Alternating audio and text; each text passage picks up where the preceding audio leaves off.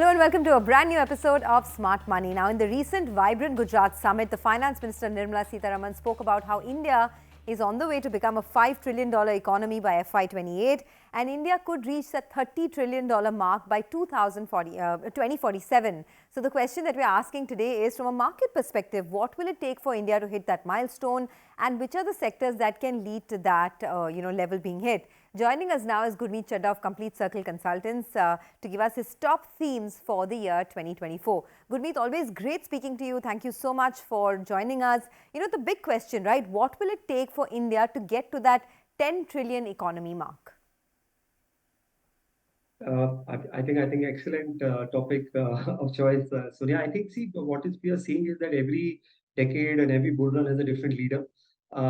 We saw the traditional companies do very well in the journey to 1 trillion. Then you had the 2003 to 7 phase with all infra. We saw the banks and NBFCs making a big mark in the last decade, the likes of Bajaj Finance and others doing pretty well. Then you again saw IT taking over with, and then post-COVID things are changing. I think the themes broadly, which I think can do well over a period of time, is manufacturing. I think India government has a target of 25% manufacturing to GDP, which basically means that it will grow from currently at about $450 billion to upwards of $2.5 trillion. That's like 5-6x versus let's say 3x on GDP and 3x on market overall. India is doing a tremendous power transition, demand as well as the sources of power. I think that's another sector which is in focus. Thirdly, is a sector which has recently come up with the policy focus being on tourism, a sub part of the religious tourism. I think tourism is a focal point, and that will lead to more upside in services and other related sectors. And obviously finance. I think financialization is something which is a phenomenon we have seen post-COVID. So these are the broadly 4 or 5 pillars. I think one can curate portfolios and really make a big mark. Okay, so you said manufacturing, you said power, and you said religious tourism, right? These are 3 sectors that you're looking at in a big way. And I agree with you entirely. I mean, at the Vibrant Gujarat Summit itself, we saw so many companies from this manufacturing and power space who spoke about several investments being made in this sector, not just from Gujarat, but from across the country. So let's start with the big theme to watch out for, which is power. Right? Some of these stocks have already rallied quite a bit, but you tell us, what's the way forward and how should investors capitalize on this? I think we should make 2-3 subsets of this. I think if you look at, for example, we would be adding about 80 gigawatts of thermal power. We'll be reaching up to 500 gigawatts on non-fossil and renewable energy. Now, if you just break it down, it creates the transmission pipeline of 2.5 lakh crores in terms of contracts to be done in terms of upgrading your transmission lines, which is technically 25-30,000 crores of transmission, just in a year. And power demand, has grown at 8% plus versus GDP growth of 7%. So it's outpacing it. Tells you that there's a big revival in play. So we probably there's more value probably at transmission level, to the likes of power grid, etc. Imagine the demand for insulators, imagine the demands for transformers, and then you get into generators. I think some of the PSU names also make the cut, like the likes of NTPC, and transmission, something like Power Grid. And we have discussed so many times Tata Power. It's finally started to really show what it's truly worth at. So I think this entire sector will see there is a bit of a valuation thing which has come up because there's been a lot of run up, and this run up is actually now across the market. So you got to be a little careful in terms of what you pay. Also make a broader basket so that you don't do any valuation accidents on the way, because you are at 21-22 times on Nifty. Small mid caps have given 50% returns last year. So there could be near-term hiccups there. Could be near-term hiccups, all right. There's big focus on the renewable energy space as well, right? And we've seen a lot of these stocks that have rallied substantially. Whether you talk about, say, Tata Power is at a fresh 52-week high as we speak. There's so many others in this space, whether it's GSW Energy, Inox Wind, etc. But you tell us, which are the stocks where there is still some valuation as well as growth headroom now? So I think, as I said, NTPC alone wants to add 60 gigawatts of renewable energy. I think valuations are still early double digit, not really extreme. So if they can demonstrate good dividend yield, if they can demonstrate, ability to execute well, prudent capital allocation, that should make the cut. We've discussed L&T earlier. L&T is not technically power; it's more capex and more a subset of that. Then you have the KECs of the world. Tata Power we have discussed. I also think Reliance I think is also due. So if you see, for example, post the Gujarat summit, where I think Reliance hinted at capex cycle nearing to the peak, we saw a bit of a movement in the stock. So once the OTC segment of the stock starts doing well, I think it could be, and there's value unlocking as well, which is left once the company decides to do that over a course of time. Okay, all right. So that's on the renewable energy space. There's this data center theme that you have been talking about for a very long time now, Gurmeet. Tell us a little more about that. What are the stocks that one can still benefit, and what is the kind of growth opportunity that you're looking at in the data center space? So the broader theme here is both data centers and digital engineering. I think our data center capacity will go up from 800 levels to 17, 1800 megawatts. There's an indirect play, as I said, in terms of to play this, in terms of playing it through the likes of L&T and others. And then there are hardcore digital engineering companies, which I think is making a transition of India. We saw a recent listing of Tata Tech. I think it's a wonderful company. Obviously, post IPO, the valuations have really got stretched. But I think if you take a slightly longer view of 4 or 5 years, they are developing some great capabilities. You visit their site. I think it's really going to do well. And there are subsets of it, in terms of companies really playing the entire digital network as well. We also like another subset of that, which is not very completely data center, is one company which has done well for us is KPIT, which is more CASE, which is connected autonomous shared electric. So that's another one which we like, continue to like. I think software as a percentage of car in terms of the component, currently it stands at about 35%. You'll probably see almost getting it to 60% as we get into full EV adoption mode. So you don't think the KPIT story has played out in its entirety? You think that there could be a lot more? Because it has been a huge wealth creator for investors, especially during the tech boom, right, that we saw in the last couple of years. You still see more value here? Absolutely. So Tata Engineering, Tata Technology more as complete end-to-end, starting from concept to mechanical engineering to the software part of it. KPIT, especially for CASE, which is connected autonomous shared and electric. See, when the stock runs up 3, 4x, 5x, I think you will see some pullbacks. I think, and the reasons can be plenty. We've seen that in some other pockets all in the market. But that's the time to actually, take a slightly longer view on that. And I said it earlier in the beginning of the show, markets are slightly expensive, and you got to be a little more staggered, little have a slightly longer horizon. More importantly, also taper down the return expectations. Okay, taper down your return expectations. I think that's always a good thing, right? To have low expectations from market and from life in general. Let's do one thing. Let's take a quick commercial break, but many more themes to talk about on the other side of the break. We spoke about manufacturing, power, data centers. What else should you be looking at in 2024? We'll come back in just a bit.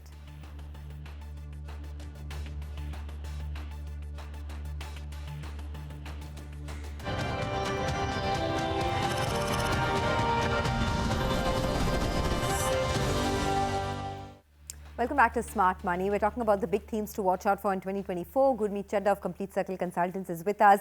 And before the break, we were talking about data centers, the power theme, as well as the entire manufacturing space. But one sector, Gurmeet, that you have liked for a very long time is the auto sector. And it's actually coming into its own now, right? With so many of these auto companies doing exceptionally well, many of them hitting 52-week highs as well. But do you think there is more to go, both in the electrification of vehicles as well as in the, in the traditional auto space? How are you feeling about it now? Absolutely. I think we've had a 6-year lean period, in auto. I think now this year probably we cross almost 40 lakh vehicles in passenger vehicles. So we like this space. I think it's a proxy to premiumization also playing out. So just see the ratio of sedan versus utility vehicles, almost 2/3, 1/3 now. It used to be the reverse in the last decade. So every 10 cars sold, 7 are UV. I think M&M and Tata Motors have been big beneficiaries. Tata Motors more in particular, with JLR also getting revived and taking a leap in terms of as far as EV is concerned. M&M still trades at about 14 times forward, 16 times trailing. I think after the RBL thing, I think market has again raised concerns on capital allocation. In my view, I think that should settle over a period of time. Where SUV market share is back to 18, 19%. They want to reach the peak share of 20% plus, which they achieved in FY14. I think the tractor thing will also do well with focus on rural economy. As we, sowing has been pretty good. Average crop prices have been better. I think the rural economy will see uptake, which will reflect in tractor and farm equipment. Good solid governance and balance sheet. I think that's something which I like. Uh, and Also the the ancillary part of it. I think Uno Minda has been an old favorite.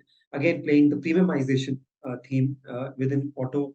More content per car. With likes of airbags, alloy wheels, car seats, infotainment switches, systems. Then you have Sona BMW, which is a more an EV play within the car. They're working very closely. If you see the current order book, 70% is related to EV and hybrid. They are into assemblies, hybrid assemblies, etc. And very good projects on EV. There are more projects which they are getting into on EV. Has run up in between, consolidated a little bit. So that's something which we like in this space. Okay, within the EV space, do you think that this story has, sort of been fleshed out entirely, or do you think that there could be, many more themes here, whether it's some of the auto ancillaries that are supplying to EVs, or any other themes that you're looking at? I mean, even, say names like Tata Power, for example, that's doing a lot in this EV charging station space, etc. What else can you see? So we are trying to basically look at companies which are, again going to benefit from more adoption. So one of the adoption sets is smart locks. What you use currently is more hybrid. You still carry the key inside the car. One of the company we track is Sandhar Technologies, which is into getting into smart locks. They're doing the beta version of it. Also, they have transformed from a single supplier and a single product, which was Hero in earlier case, to a more elaborate portfolio.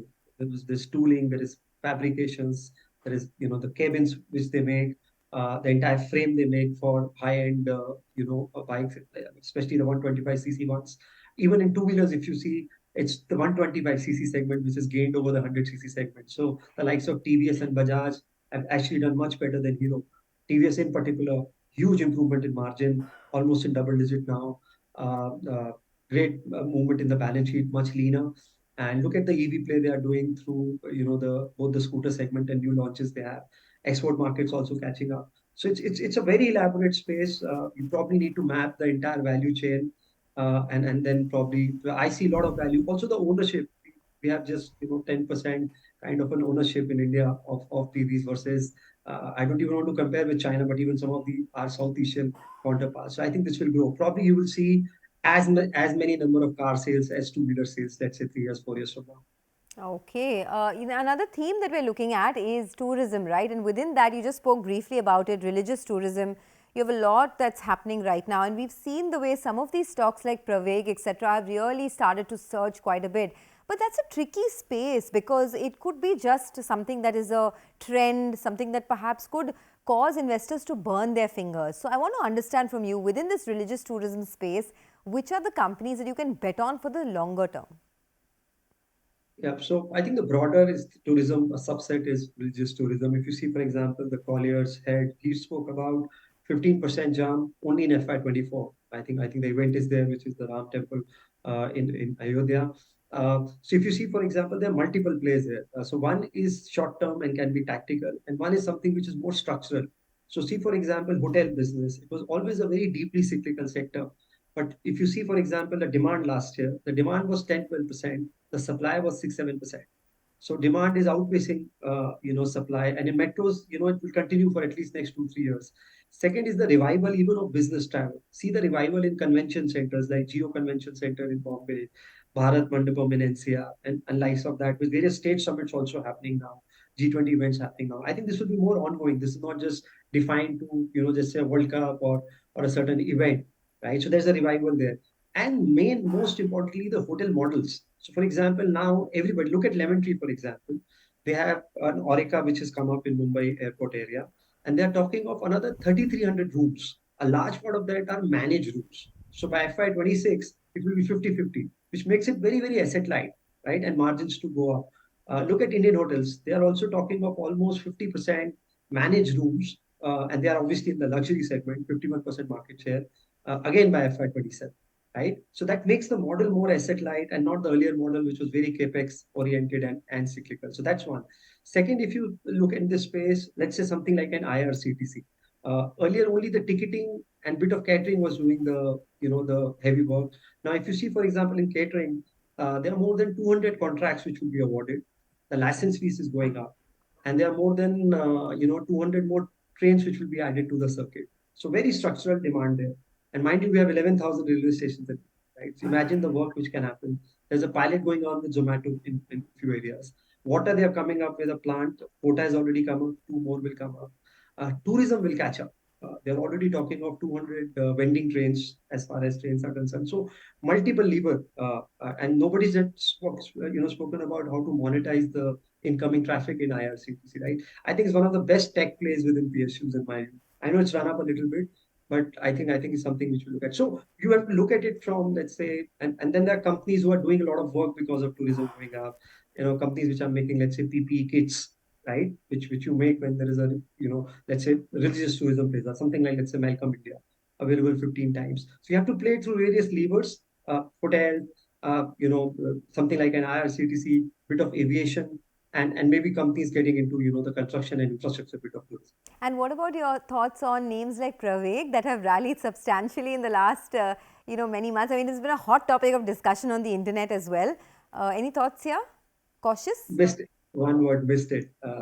So could not get in early. I think right now the prices are too lofty for us to take a call. But I'm sure there'll be more opportunities, Sonia, which will keep coming their way. And in general, I think this travel, both domestic tourism as well as business travel, I think we'll only see revival as economic activity continues to soar. Okay. One more space that I wanted to talk about, of course, in this entire manufacturing theme, right, is as we head into the elections, this time it's just a vote on account, but there will be the final election, as we head into the budget rather, this will be a vote on account, but after the elections, there'll be a proper budget in July as well. Do you think within manufacturing, what are we looking at? Are we looking at infrastructure in a big way, road manufacturers, the IRB infras of the world? What do you see as the big areas to focus on in terms of individual stocks? So I think capex is definitely one. I think there is no doubt about it. I think we are in a capex cycle. If you see that industry level utilization level is about 75%. In some sectors, it's upwards of 90%, like cement. So I think that should happen. We also like the thrust government is giving on rural economy and reaching of credit. It may not be linked to manufacturing, but it supports manufacturing. Manufacturing is so textiles is one. For example, I think India's apparel export share is just 3%. I think it will go up to 4 or 5%. There are multiple levers here. One, there is a wage revision in Bangladesh, Vietnam, which will take away some of the cost advantage. Second, India is trying to do some, trade treaties. Gokuldas has been one big beneficiary with the acquisition they did in Africa, and now they plan to get into EU. Then there'll be more. There is KPR mills, etc. And I think this is very, very labor intensive. So it has a huge multiplier, gives you a lot of political dividends as well. Second, I spoke about digital engineering, a lot of good companies there. And a link to that is the credit to manufacturing and where, the penetration is ready. Look at, for example, bank credit to GDP. We're still at 50%. Huge opportunity there. I think corporate credit will be a big driver of credit growth. It's been, the heavy lifting has been done by retail to a large extent. I think a lot of private sector banks and some of the PSU banks will come in. It's a very boring space to talk about, but look at the valuations, Sonia. HDFC at 2.2 times book, ICICI at 2.1 times book, Axis 1.8, SBI 1.2, Bank of Baroda sub 1. I mean, and all of them getting into better ROEs, a lot of ROAs, etc. So I think this entire space looks great, and also microcredit. I think that's something also we like. Okay. Finally, before we let you go, I wanted your thoughts on IT. I know we spoke about KPIT Tech, but what do you do with some of the larger names? Because, it's been in the news this week. TCS Infosys coming out with numbers.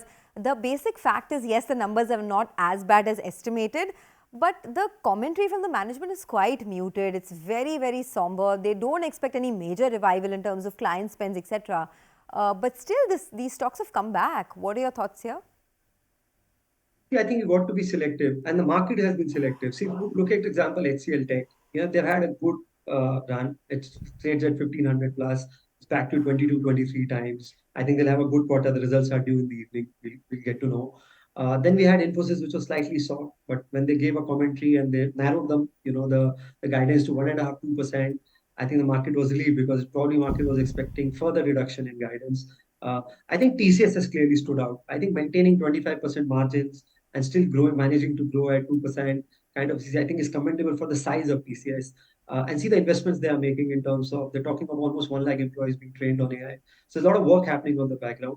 I think in some pockets of mid-cap IT we like some Persistent, KPIT I have discussed, even some of the ERD plays, including LT Mindtree, but valuations are rich only. So, for early single-digit growth, you can't pay 30 times, 40 times. So I think IT, in my view, valuation now, with a run-up in some of the large IT names, the risk reward probably is into favor.